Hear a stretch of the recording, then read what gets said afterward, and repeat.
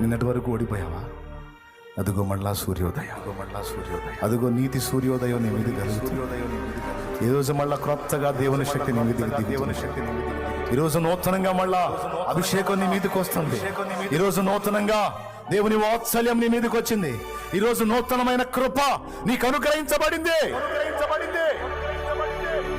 ఒక క్రొత్త శక్తి నిన్ను తాకుతుంది. ఒక నూతన అధ్యాయం ఈ రోజే నీకు ఎందుకు కాకూడదు? నీ లైఫ్లో ఒక నూతనమైన ప్రారంభం ఈ రోజు ఎందుకు కాకూడదు?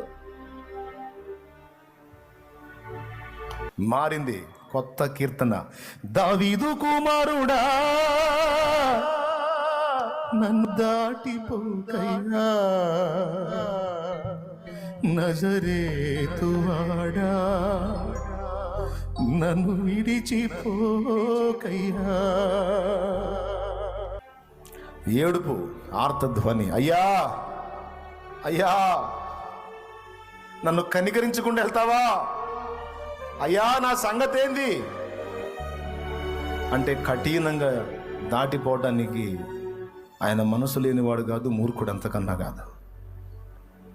కరుణ, కనికరం, జాలి, దయ, ప్రేమ, వాత్సల్యం అనే ఏవైనా ఉన్నాయంటే అవన్నీ తానై ఉన్నవాడే మన దేవుడు.